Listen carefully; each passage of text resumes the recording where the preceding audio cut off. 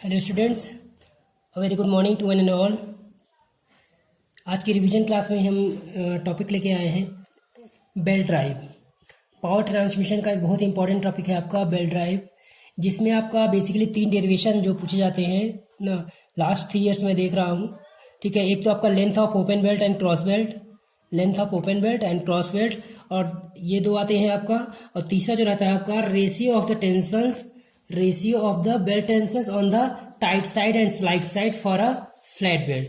ठीक है ना, दैट मीन्स जो हमने रेशियो मानते हैं आपका, रेशियो कंसीडर करते हैं। टाइट साइड मान लिया आपका T1 है और स्लाइक साइड मान लिया T2 है। That means T1 is greater than T2, T1 is greater than T2। That mean T1 क्या है आपका टाइट साइड में टेंशन है, T2 हमारा स्लैग साइड में।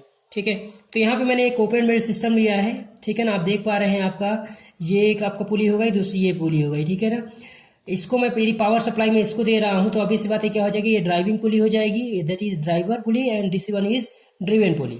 ठीक है ना, और ये आपका रोटेशन देखा जाए, दैट मीन्स मोशन किस डायरेक्शन में है, तो मोशन मैंने लिया है आपका क्या क्लॉकवाइज डायरेक्शन में। तो यदि ये आपका क्लॉकवाइज रोटेट करेगा तो ऑब्वियस सी बात है ये भी क्लॉकवाइज रोटेट करेगा। या मैं कहूँ कि ड्राइवर आपका क्लॉकवाइज रोटेट करेगा तो ड्रिवन को भी उसी डायरेक्शन में रोटेट कराएगा, क्योंकि ओपन सिस्टम में यही होता है। ठीक है ना, और हमेशा क्या होता है आपका कि यहाँ पे जो लोअर साइड है दैट मीन्स जो रोटेट करा रहा है, ठीक है ना, ये आपका हमेशा क्या रहता है आपका, ये स्लैग साइड, सॉरी ये टाइट साइड आएगा and this one is tight side, sorry slag side. Okay, अब मैं क्या कर रहा हूँ कि कोई एक हमें रेशियो निकालना है, तो किसी एक भी पुली का, चाहे आप ड्राइविंग पुली ले लो चाहे आपका ड्रिवन पुली ले लिया। जैसे मान लिया मैंने ये पोर्शन जहां से आपका बेल्ट कांटेक्ट में है, हालांकि इसमें थोड़ा डायग्राम यदि आप क्लियर बनाएंगे, ठीक है ना, तो आपका यहाँ पे बेल्ट टेंशन दिखेगा। ठीक है, तो मान लिया आपका जितना भी आपका बेल्ट इससे कांटेक्ट में है वो पोर्शन मैंने यहाँ पे ले लिया है।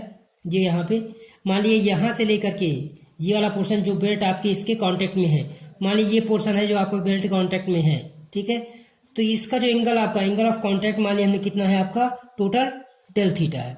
ठीक है, डेल थीटा है, मान लिया यहाँ से ये आपका इस तरह से कांटेक्ट में है तो डेल थीटा हुआ, ये पूरा आपका डेल थीटा हो जाएगा। तो यदि डेल थीटा है तो इसके लिए सेपरेट किया जाए तो ऑब्वियस बात है आपका ये क्या हो जाएगा, del theta by 2 this one and del theta by 2 this one half. ठीक है, क्लियर है यहाँ तक। ठीक है, अब खुद सोचो आपका जो बेल्ट है आपका इस पुली पे क्या रहेगा, इस पे फोर्स लगाएगा, तो पुली क्या करेगा आपका जस्ट इसके अपोजिट आपका रिएक्शन फोर्स लगाएगी, क्योंकि एक्शन रिएक्शन लॉ आपने पढ़ रखा है। तो यदि मान लिया फोर्स कुछ भी आपका जो पुली जो बेल्ट का वेट है आपका क्या करेगा, इसको पुश करेगा, तो क्या करेगा पुली क्या करेगी, इसका अपोज करेगी। तो मान लिया इस डायरेक्शन में रिएक्शन आपका आर, दैट मीन रिएक्शन आपका आर यहाँ पे अपवर्ड डायरेक्शन में आपका काम करेगा। यहाँ तक क्लियर है। नेक्स्ट यदि हम बात किया जाए कि अब ऑब्वियस सी बात है यदि हम लोग इसे कंसीडर कर रहे हैं, दैट मीन्स इसको आप यूं करके ये रखा हुआ है, ऐसे ये ऐसे रखा हुआ है, ये पुली आपकी थी, ये पुली है, ये ऐसे पर्टिकुलर ऐसे रखी हुई है। ठीक है, तो ये क्या था आपका टाइट साइड है और ये वाला क्या है आपका स्लैग साइड।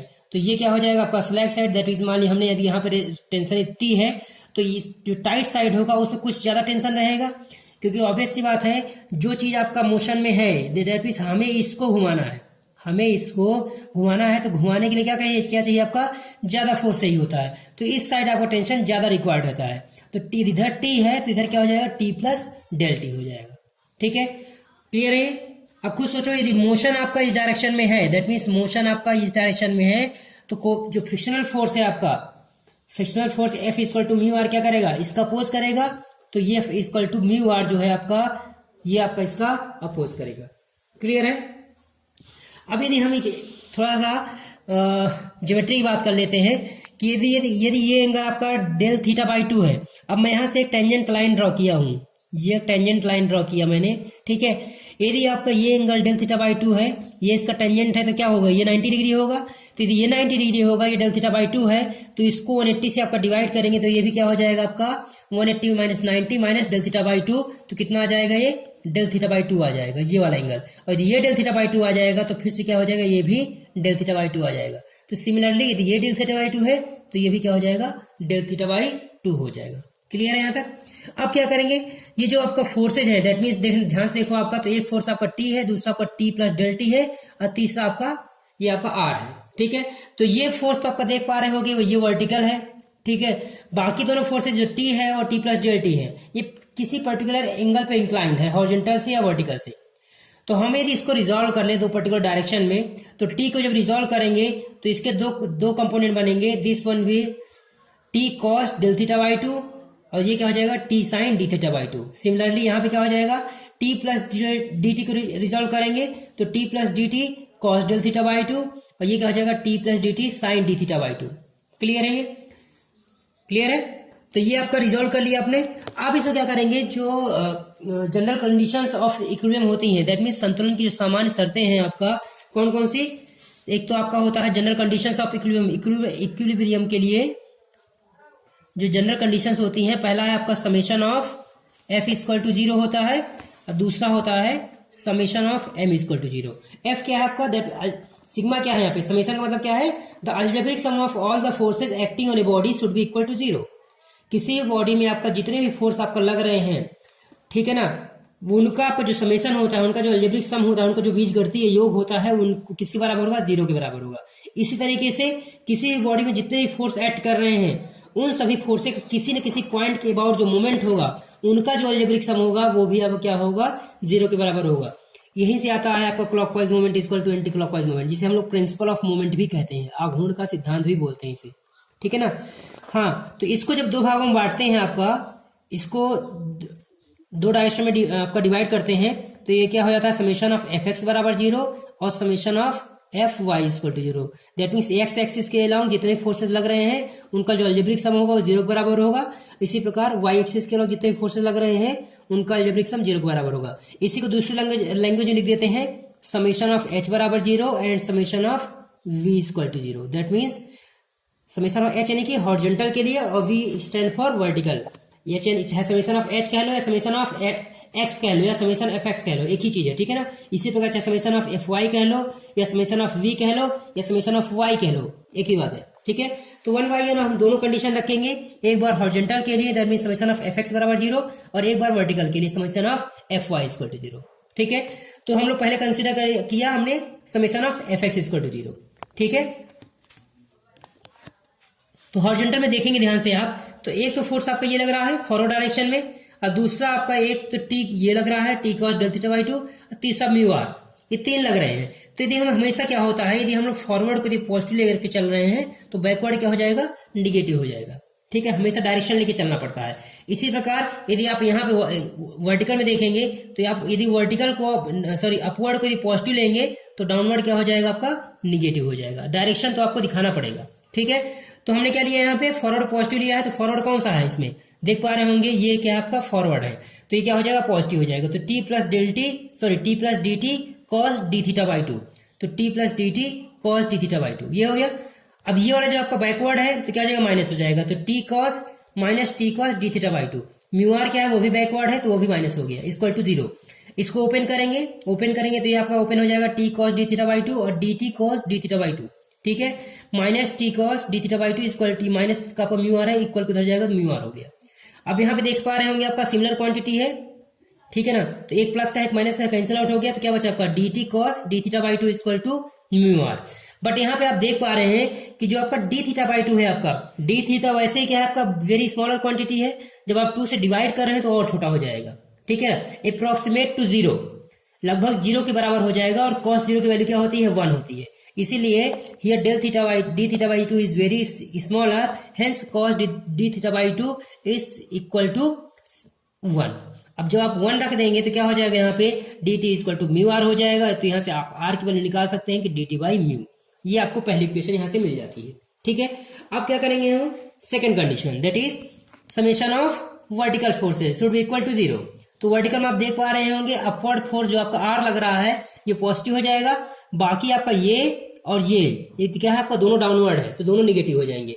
तो 1 बाई 1 आर पॉजिटिव ले लिया हमने, फिर हमने ये लिया T plus d T sine d theta by 2, तो ये निगेटिव हो गया। सिमिलरली ये वाला भी डाउनवर्ड है, तो ये भी निगेटिव हो गया। इसको ओपन करेंगे, जब आप इसको आर इक्वल टू इस पूरा टर्म क्या करें, हमने इक्वल की तरह ले गए, तो ये पॉजिटिव हो जाएगा, और पॉजिटिव होते ही इसको ओपन कर दिया हमने, तो T sine d theta by 2 हो गया। यहाँ पे क्या हो जाएगा, डी टी साइन, सॉरी ये यहाँ पे रखा हुआ है, d T sine d theta by 2 और minus T sine d theta by 2। Clear है यहाँ तक। तो अब देखिएगा फिर से वही चीज, अब यहाँ पे क्या है आपका, फिर से डी थीटा बाई 2 क्या है, वेरी स्मॉलर है। तो जब बहुत आपका स्मॉलर होता है, तो ऑब्वियस सी बात है लगभग 0 के बराबर, तो साइन 0 की वैल्यू आपका 0 होती है। बट यहाँ पे हम 0 नहीं कंसीडर करते हैं, तो इस केस में क्या लेते हैं हम लोग, sine d theta by 2 equal to क्या लिया हमने, डी थीटा बाई 2 ही कंसिडर किया। ठीक है, अब वैल्यू पुट कर दो आपका, जहां भी साइन की वैल्यू है आपको वहां पे क्या पुट करते हैं, डी थीटा बाई 2। तो आर इक्वल टू क्या हो जाएगा, T into d theta by 2, फिर T into d theta by 2, फिर क्या है आपका d T into d theta by 2। अब एक चीज ध्यान दीजिए, ये भी स्मॉलर क्वांटिटी और ये भी स्मॉलर क्वांटिटी। मान लिया आपका ये 0.1 है, ठीक है, और डी थीटा भी क्या है आपका 0.1 है, तो और 2 से डिवाइड भी है। चलो 2 से डिवाइड छोड़ भेजे, तो जब दो स्मॉलर क्वांटिटी का हम मल्टीप्लाई करते हैं तो और स्मॉलर बनेगा। क्यों, क्योंकि इसकी वैल्यू क्या आ जाएगी, 0.01 हो जाएगी।